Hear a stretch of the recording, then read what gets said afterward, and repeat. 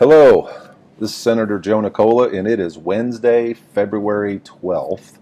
And just coming to you to give you another little update. Wanted to talk to you about a particular bill that I heard in committee, and then we also debated it on the Senate floor this week. It's Senate Bill number 84. I have it in front of me. And when it came up in the committee that I'm in, I had some real issues with it. I want to explain a few of those issues, and asked a lot of questions. And then when it came up on the Senate floor, I stood up on it again, asked some questions, and inquired of another senator. And the bill is now laid over. So, but the bill is really, it's actually titled about tampering with election workers. And first off, I want to protect everybody. I want election workers to be protected, and so that's what this bill is about, is giving special protections to election workers. It's increasing the criminal penalties for it, increasing the fine, and even jail time. And so it speaks, and I'll just read part of it. If a person commits the offense of tampering with an election official, if, with the purpose to harass, intimidate an election official in the performance of such official's official duties, such person threatens or causes harm to such election official or members of such election official's family. They use force, threats, or deception against or toward such election officials or members of such election officials' families. And it goes on to talk about stalking. It talks about disseminating through any means, including by posting on the internet personal information of these election officials or any member of their families.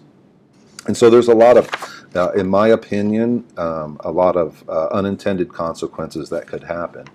And first and foremost, I don't think in our republic that it's even right nor fair that we carve out certain groups and give them certain legal ramifications for any criminal actions that are done for them. My first argument was, don't we already have laws that would protect these people? And we do. And we've looked into that. This doesn't really increase the penalties greatly, but it does increase them from what is currently law. But we already have law that would protect these election officials. And I've worked as an election judge many times. And matter of fact, in my district, District 11 of Eastern Jackson County, we have the election board for Jackson County is right in my district. And I know some of them that work there, and none of them have reached out to me with any problem that we're having problems with harassment, deception, threats to election workers. And so I take pause in carving out any special group and giving them special legal protection. So my first argument in that was, why don't we just increase the penalties for everybody and make this more fair and equal?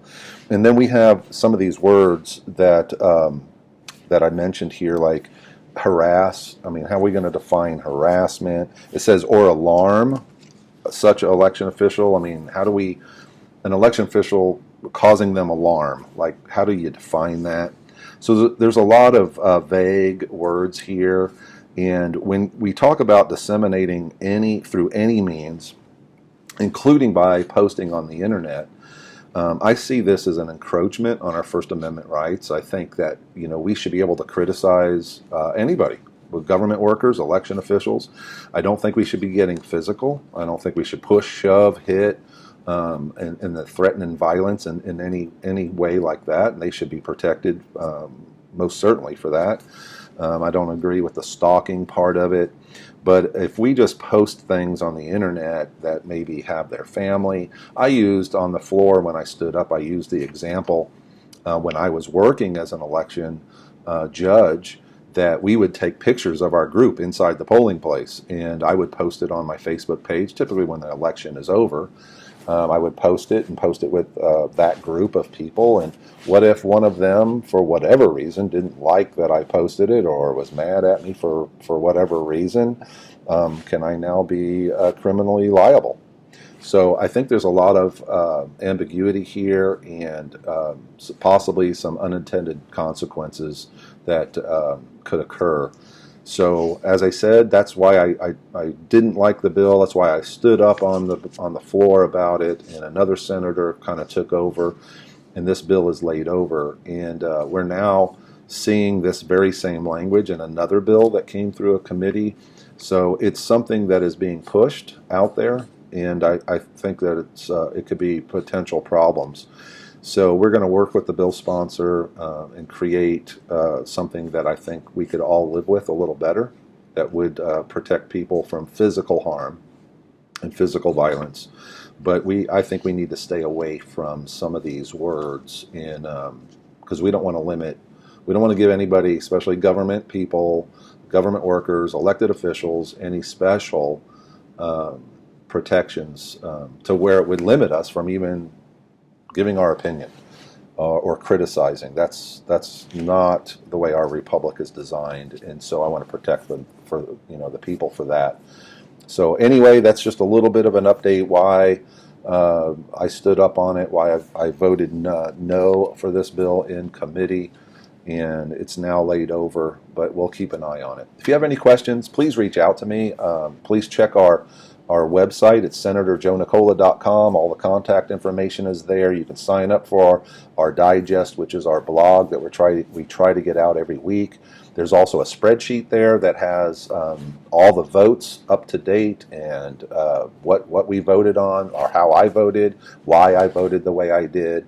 We are just doing our best to be as transparent and as open as possible, and we really desire to have your feedback too, and let us know where you stand on some of this legislation. And I encourage you to follow along the best you can, because that's really why I was elected, is really to secure the rights and the freedoms, the liberties of all of us. And we live in such a great country. It's a great state, but we need to protect the freedoms and liberties that we have. So anyway, thanks again for taking time to watch this video. Really appreciate it. May God bless you, and have a great day.